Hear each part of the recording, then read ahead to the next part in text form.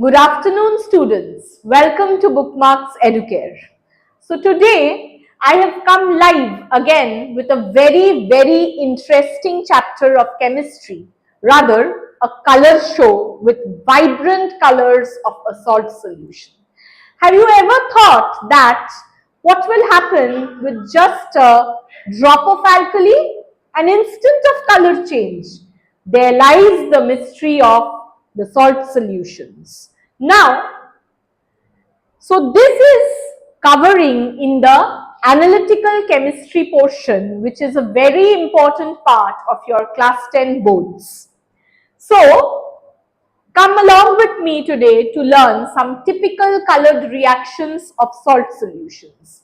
But before diving directly into the reactions, let us first have a brief introduction about analysis, qualitative, quantitative, which salts show color, which do not, etc. So coming to a brief introduction, what is analysis?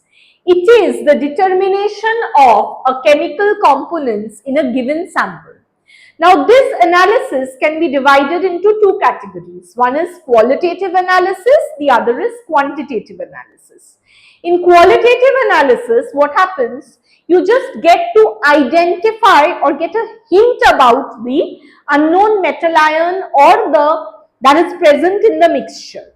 But in quantitative analysis, what happens? You get much more precise evaluation, that is, you can quantify, you can determine the composition of the unknown element in a given mixture. So there lies the thin demarcation between qualitative analysis and quantitative analysis. Qualitative identification, quantitative after identification determining the exact composition. Now, how do you do that? It is, suppose I have a compound A. The compound A is compound A, so it is colorless or white color and it is just lying in front of me. Will I be able to identify that? No. I have to add something to it with which it will form a chemical reaction. It will give, say, it can give a vibrant odor. I can smell that, I can identify. Or visually it can give a subtle color change. I can see the color change. I can tell about the compound. So, this external agent that you are adding for identification purpose, that is usually known as a reagent. So, a reagent is a substance that reacts with another substance and helps in the qualitative analysis. There are different types of reagents, but alkalis are very good laboratory reagents, and these alkalis help in the determination of metal ions when they react with metallic salts, the metals, metallic oxides to generate colorful precipitates of metallic hydroxides, which can help in the identification of the particular metal ion. Okay. So, coming to an idea about colorful and colorless salts. Colorless salts are usually given by those elements which falls under the representative elements. That is, the elements of groups 1, 2 and from 13 to 17. These elements in the periodic table are known as representative elements and they generate salts which are usually colorless. But colored salts are formed by the transition elements, that is the elements that lie in the middle of the periodic table from groups 3 to 12. These elements usually give me colored salts. Now, the action of the alkalis on the metal cations, they usually generate hydroxides that are formed as precipitates. So what is precipitate? It is basically an insoluble solid residue that is formed when solutions are mixed. Now different colorless ions are example sodium ion, potassium ion, calcium ion, magnesium ion, and the anions are chloride, carbonate, sulfide, bromide, etc. Similarly, colored ions are cuprous ions which have a blue color, ferrous iron which has a green color, ferric iron is yellowish green, chromium is green, nickel is green, manganese has a pink color, and anions are permanganate anions are pink and purple, dichromate are orange, chromate ions are yellow. So you see, it is just a color show and nothing else. Now, we come to some typical reactions. There are reactions like what will happen when caustic soda, caustic potash is reacting with calcium, lead, zinc, aluminium salts. But in this live session today, I will be taking up to some typical examples that are a bit twisted, okay? These twisted or these typical examples come in your examination. So, this is a very important live session that comes with some tricky and twisted analytical reactions and color shows. So, you see, what will happen when ammonium hydroxide? Ammonium hydroxide is what? It is a weak alkali. So this weak alkali, when it reacts with a category of metal salts, what are the reactions? Suppose I take a calcium salt, okay. So calcium salt, calcium nitrate, okay. This when reacting with ammonium hydroxide, what will be the product? The product is, it will not give any precipitate. Why? Because ammonium hydroxide is a weak alkali, so it dissociates to form what? NH4 plus and OH minus ions. But this OH minus ions, which will be taken up by calcium nitrate to form calcium hydroxide, this OH minus is so insufficient that it cannot react with the calcium 2 plus ions. Therefore, ammonium hydroxide will show no reaction with calcium nitrate salt. So here you obtain no precipitates. Now what will happen if iron salts are treated with ammonium hydroxide? Now in case of iron salt, iron you have ferrous salt and ferric salt. Suppose I take a ferrous salt which is ferrous sulfate. I am reacting this with ammonium hydroxide. This is green in color. This will form ferrous hydroxide and ammonium sulfate. This ferrous hydroxide will be precipitated and the color of the precipitate is dirty green or deep green precipitate, right? So, you see there is a typical color change. From green you are getting a deep green precipitate which is forming as a residue when ammonium hydroxide is treated with ferrous sulfate. Now ferric salt, ferric chloride, this is yellow color. This when treated with ammonium hydroxide will give ferric hydroxide and ammonium chloride. This ferric hydroxide is also a precipitate and this has reddish brown color. Okay, so you see from yellow to reddish brown. Understood? Now both these hydroxide, ferrous hydroxide and ferric hydroxide, if you add excess ammonium hydroxide, they will not dissolve. They are insoluble precipitates. So whenever you are adding excess ammonium hydroxide, they will still remain as precipitates. Okay? Coming to copper salts. Now for copper salts, the reaction is typically different. Suppose I take copper sulfate. This is blue color.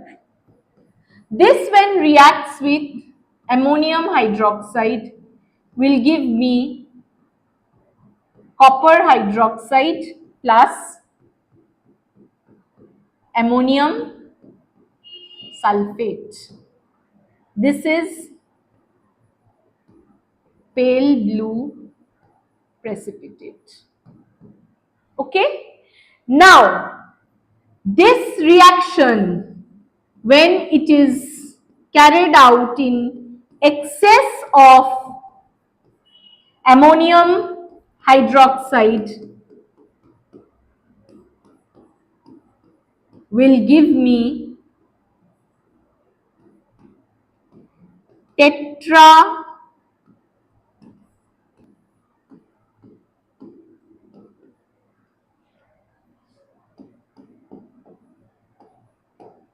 this is tetraamine copper sulfate, which has a deep blue color. So you see, you get a complex here, right? So when copper sulfate is reacting with ammonium hydroxide, it is giving me a pale blue precipitate which reacts with excess ammonium hydroxide to give me tetraamine copper sulfate, which is a deep blue solution. That means this precipitate is soluble in excess of ammonium hydroxide. Is it clear? Now similarly for zinc salt also, whenever zinc salt is reacting with, say, zinc sulfate,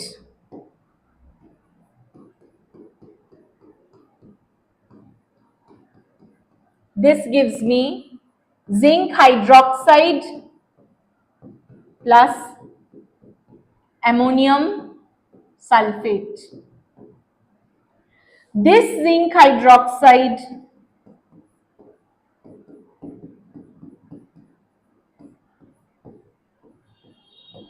when reacting with excess of ammonium hydroxide will give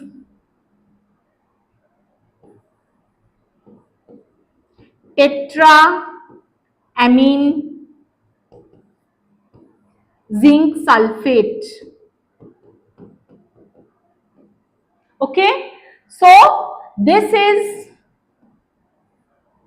white gelatinous precipitate and this is colorless. Is it clear? So from this is white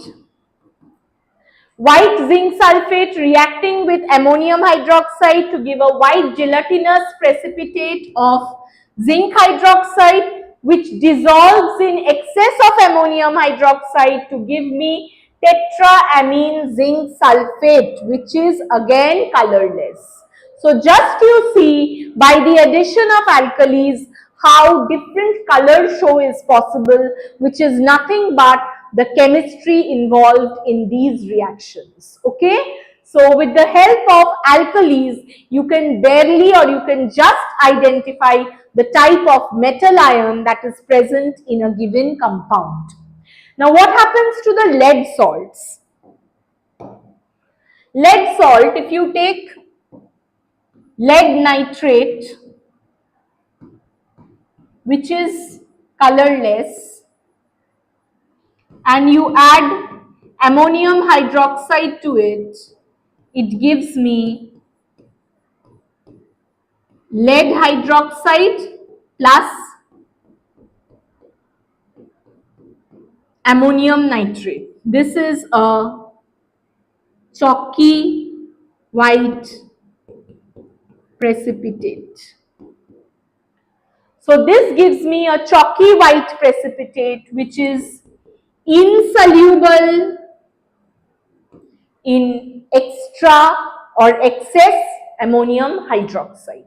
But suppose I add to this sodium hydroxide, caustic soda, what will happen? The result will be this precipitate will again dissolve in NaOH to give a colorless solution of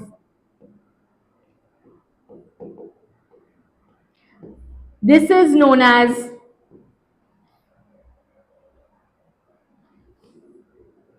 sodium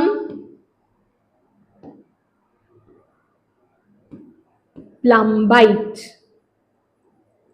This is colorless. So, lead hydroxide in excess ammonium hydroxide will not dissolve. It will still remain as a precipitate, but if you add sodium hydroxide to it, it will dissolve in it because of the formation of colorless sodium plumbite. Is it clear? So, this is how your reactions takes place when ammonium hydroxide is treated with certain metallic salts.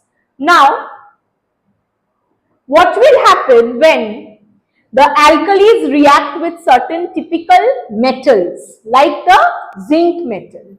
Zinc, when reacts with alkalis, suppose NaOH, which is caustic soda, hot and concentrated. This will give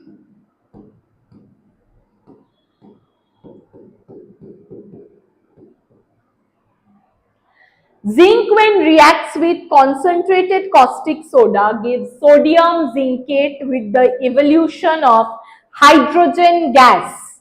This is sodium zincate. Okay. Similarly, when it reacts with caustic potash, it gives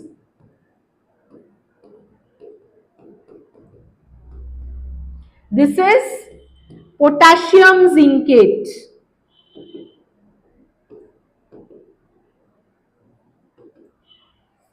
Okay.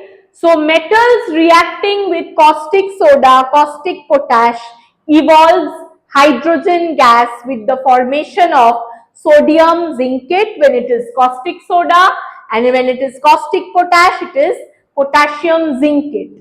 Similarly, lead salts. Lead salts when reacts with sodium hydroxide will give me sodium plumbite and hydrogen gas. Lead salts when reacting with caustic potash will give me potassium plumbite and hydrogen gas. Okay. So, this is what happens when the alkali is reacting with typical metals like zinc and lead. Now, what will happen when it reacts with aluminium? Aluminium reacts with sodium hydroxide aqueous solution to give sodium aluminate and hydrogen gas. Okay. Similarly, aluminium reacting with aqueous solution of caustic potash will give potassium aluminate and hydrogen gas. Okay. So, zinc, aluminium and lead, these metals react with caustic soda and caustic potash to liberate hydrogen gas. Okay. So, be careful here, what gas is being liberated? Hydrogen gas is being liberated when these typical metals are reacting with caustic soda and caustic potash. Now, coming to the next slide is action of alkalis on metal oxides. Okay. Now, metal oxides are what? They are usually basic oxides. Okay. These metal oxides, they have the power to displace like hydrogen from acid. They can react with acids to give what? Salt and water. Okay. Like if you take sodium oxide, react it with acid, hydrochloric acid, what will you get? Sodium chloride and water, right? Similarly, when sodium hydroxide is reacting with HCl, you will get what? Sodium chloride and water. Okay, these are basic oxides. So they react with acid to give you salt and water. Now, there are certain, but will they react again with base?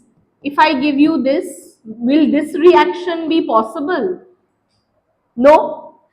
So, these oxides like sodium hydroxide, sodium oxide, they will not react with base, they react only with acid to give you salt and water. But there are typical some oxides like that of zinc, aluminium and lead. They can react with bases also to give you salt and water. Why? Because zinc oxide or hydroxide, aluminium and lead, their oxides and hydroxides are amphoteric in nature. That means what? They have both properties of acids and bases. Okay? So, zinc oxide, aluminium oxide, lead oxide, they are amphoteric oxides and therefore they react with both acids and bases to give you salt and water. So what are the typical reactions of these particular oxides and hydroxides?